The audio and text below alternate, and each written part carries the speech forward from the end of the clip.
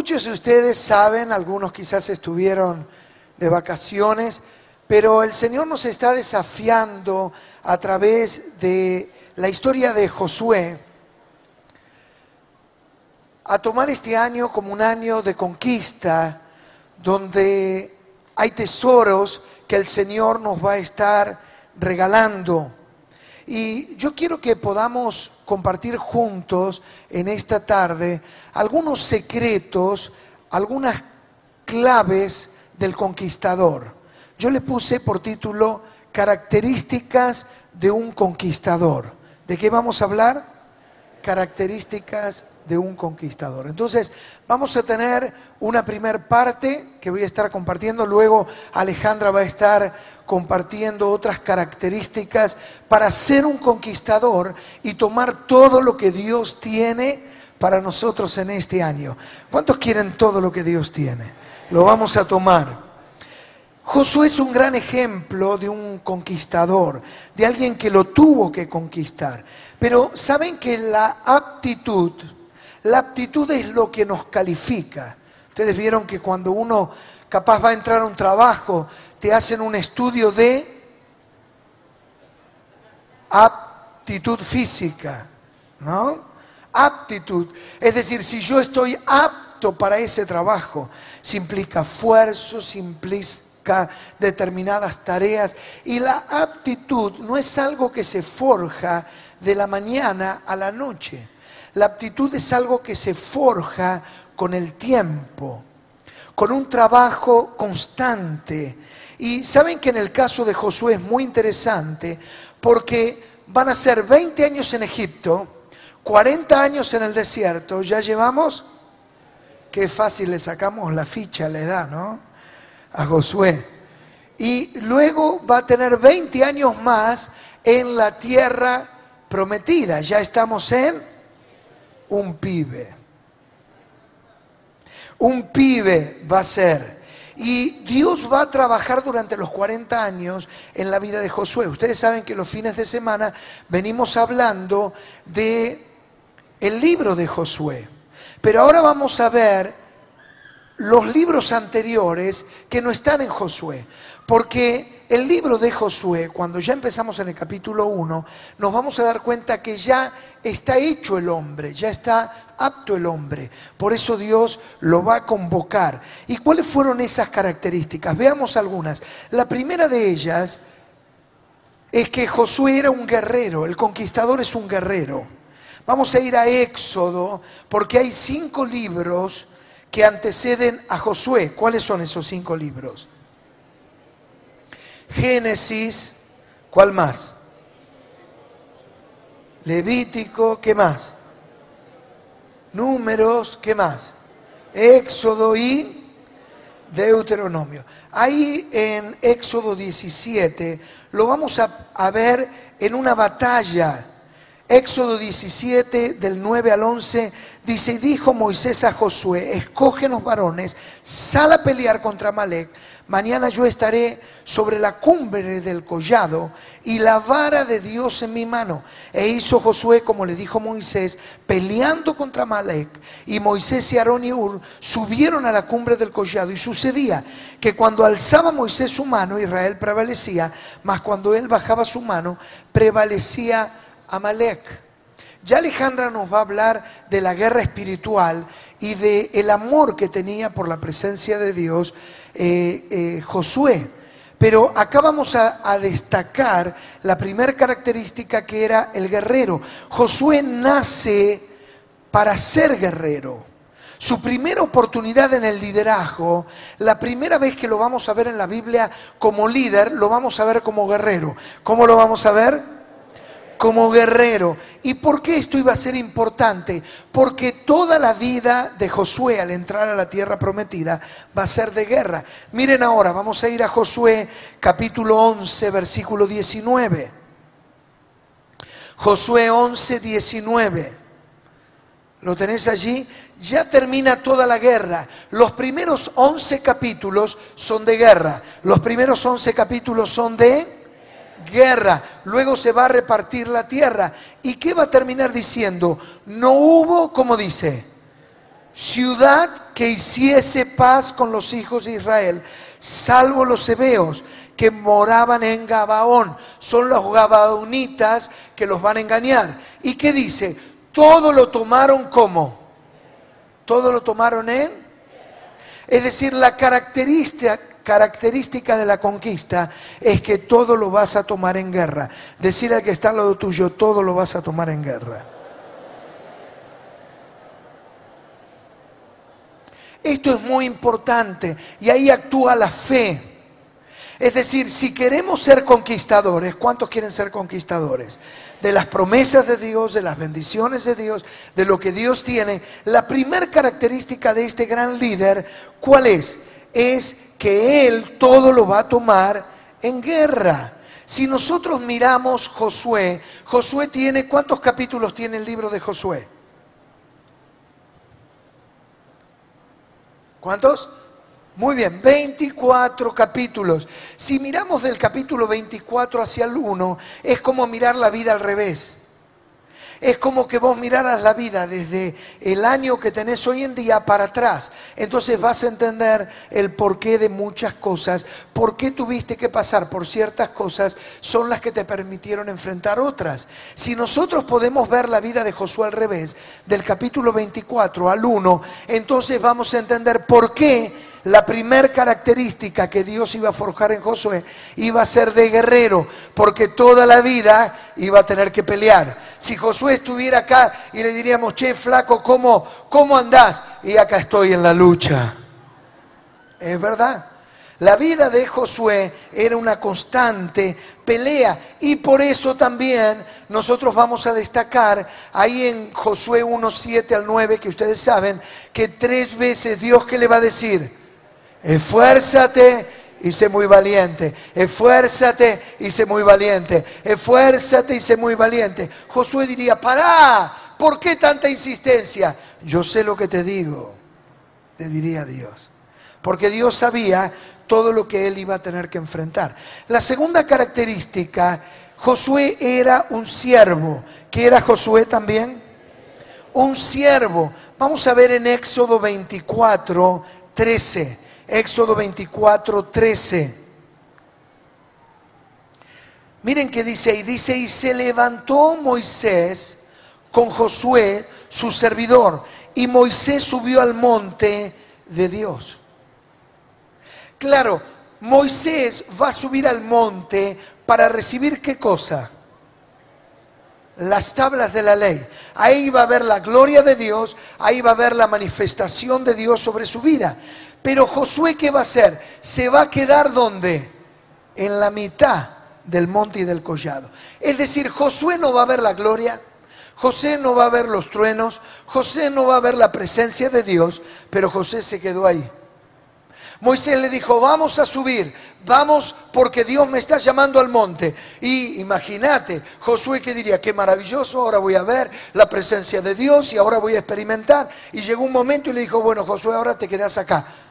¿Cómo? Ahora te quedas acá. ¿Y qué pasó? Siguió solo subiendo Moisés. Y aquí lo que vamos a ver, una característica sobresaliente en la vida de Josué, que Josué fue un siervo, fue un servidor. ¿Qué fue Josué? Un siervo. Sí, no solamente de Dios, sino de Josué, de Moisés también. Miren Josué 1:1, cuando Dios lo llama. Josué capítulo 1. Versículo 1. ¿Qué dice ahí la Biblia? Aconteció después de la muerte de Moisés, siervo de Jehová, que Jehová habló ¿a quién? A Josué, hijo de Nun, servidor de quién? De Moisés. Miren qué interesante. La segunda característica del conquistador es que no solamente es un guerrero, sino tiene una actitud de siervo. ¿Es fácil servir a Dios? Bueno, es difícil, a veces hay pruebas, es verdad, pero no es difícil decirlo, pero más difícil es servir al hombre. ¿no? Ahora, ¿cómo muchas veces podemos servir a Dios? Sirviendo al hombre. Yo me acuerdo desde que me convertí, cuando dije, Señor, te quiero servir, identifiqué claramente que una manera práctica de servir a Dios era servir a mi pastor. Y por eso para mí era un halago, era una oportunidad, era una bendición poder servirlo en cualquier detalle, en lo que se necesitaba. Yo me daba cuenta que sirviendo al líder que tenía por delante, estaba sirviendo también a Dios. Y este es el principio espiritual que va a poner en práctica Josué para servir a Dios. Él prueba su disposición sirviéndolo a Moisés. Y todos debemos de pasar por este tipo de experiencias. En Éxodo 33:11 dice, hablaba Jehová a Moisés cara a cara como habla cualquiera a su compañero. Y él volvía al campamento, pero el joven Josué, hijo de Nun, su servidor, dice, miren otra vez, nunca se apartaba de en medio del tabernáculo. ¿Cómo lo llama Josué? El servidor. ¿No es interesante esto? Cómo a veces mistificamos demasiado el servir a Dios y a veces es servir al líder de nuestra célula, diciéndole, mira, vamos a organizar un evento. Bueno, mira, a mí me sale bien esto, yo puedo hacer esto, puedo preparar las invitaciones, olvídate de esa área, yo la voy a solucionar. Qué maravilloso son truenos y es lluvia. Porque los veo algunos diciendo, ¿será que llueve? ¿No será que llueve? Llueve. Entonces relájate hasta que no pare, no nos vamos. ¿Está bien? Entonces, miren qué interesante. Qué bueno es poder servir a nuestro líder, sirviendo de esta manera también a nuestro Dios. 40 años Josué en el desierto lo va a servir a Moisés como suplente. Va a estar en el banco, pero él no se va a preocupar. Él va a servir a Dios y si Dios quiere hacer algo, Dios a su tiempo lo va a decidir. Y miren, esto está muy ligado. Éxodo 32:17. Éxodo 32:17 dice, cuando oyó Josué el clamor del pueblo que gritaba, dijo a Moisés, alarido de pelea hay en el campamento. Como te decía, Moisés se llevó a Josué con él para encontrarse con Dios en el Sinaí. Pero, ¿qué va a hacer Moisés? Le va a pedir que se quede a la mitad del camino. Y otra vez, Josué va a saber esperar su momento. La tercera característica de un conquistador es que sabe esperar su momento. ¿Cuál es la tercera característica? Sabe esperar su momento. Yo no sé si a veces te habrás inquietado y habrás dicho, pero ¿cuándo me va a tocar a mí? ¿Y cuándo me van a dar una oportunidad? ¿Y cuándo van a verme a mí? ¿Y cuándo yo voy a tener la gran oportunidad? ¿Y cuándo me van a llamar? Y a mí no me tienen en cuenta. Este no era el problema de Josué. Josué nunca se adelantó. Él tenía claro que era Dios el que promovía. ¿Saben qué sentí cuando estudiaba la vida de Josué? De una cosa se ocupó Josué, de hacer las cosas siempre bien. Cuando alguien hace las cosas siempre bien y no se preocupa por el mañana, ni lo que hace lo hace para que lo vean, su oportunidad siempre va a llegar. ¿Cuántos entienden esto que estoy diciendo? Entonces, cuando alguien quiere ver grandes cosas y que Dios lo use de una gran manera, ¿cuántos quieren ser grandemente usados por Dios? Si alguien a mí me preguntara, pastor, luego de los años de su experiencia, ¿usted qué diría? ¿Qué tengo que hacer? Ocúpate de hacer lo que te toca ahora bien. Y mañana olvídate. Dios es el que promueve. A mí me ha pasado por quizás simpatía, por ver que la persona la veía que hacía bien las cosas. Yo he buscado promoverla. Y en algunos casos Dios no lo promovió y al tiempo la persona se cayó. Y muchas veces entonces aprendí que Dios es el que promueve y uno que hace acompaña lo que Dios hace y le pone un título.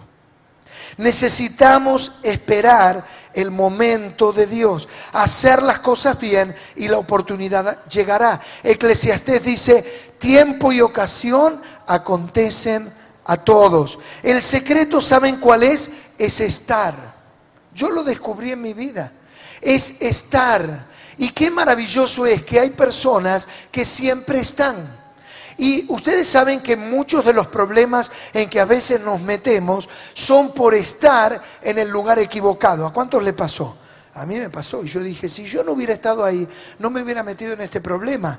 ¿Vieron? Hay personas que dicen, yo no tuve nada que ver. ¿Y por qué entonces terminaste implicado? Porque estabas en el lugar incorrecto.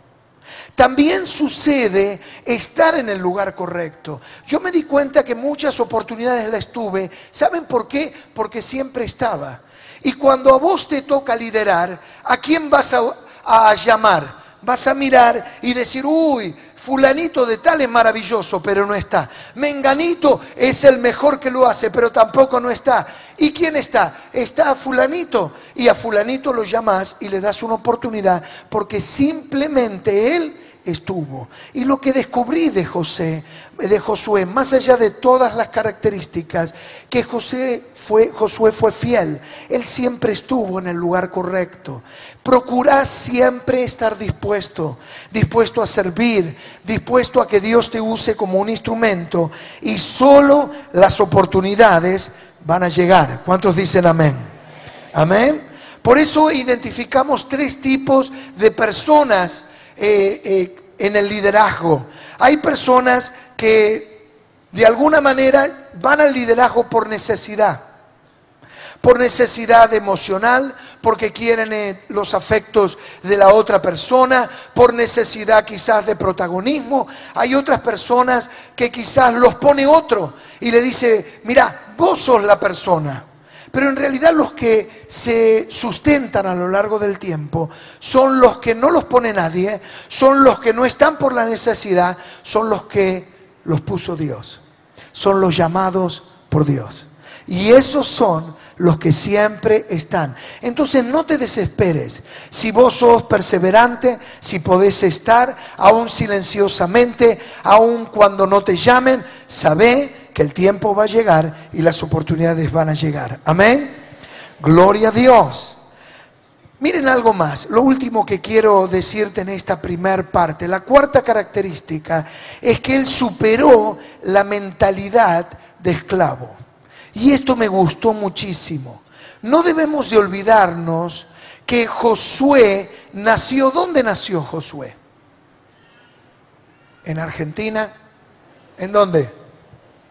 En Egipto. ¿Dónde nació? En Egipto nació Josué. Y nació en condición de esclavo. Casi durante 20 años él nació como esclavo, se formó como esclavo, pero no terminó siendo un esclavo. Un esclavo nunca hubiera podido liderar a un pueblo de millones de personas y haber marcado la historia como lo pudo hacer Josué. La esclavitud no suele ser un hecho social únicamente, sino muchas veces se convierte en una condición mental. La persona que nace como esclavo nunca puede actuar como una persona libre. ¿Saben por qué? Porque culturalmente no sabe qué es ser libre. Porque nació en un hogar de esclavos, porque comió como un esclavo, porque vivió como un esclavo, porque trabajó como un esclavo, y entonces no sabe otra manera, sino la única manera que conoce, que es ¿cuál? Vivir, ¿de qué manera? Como esclavo. Y esto es fundamental en el liderazgo. Esta cuarta característica del conquistador es que él supera la mentalidad de esclavitud. Nunca hubiera sido el líder que fue si no hubiera podido superar la mentalidad de esclavitud. Yo tiempo atrás contaba de un oso que fue criado en cautiverio en una jaula.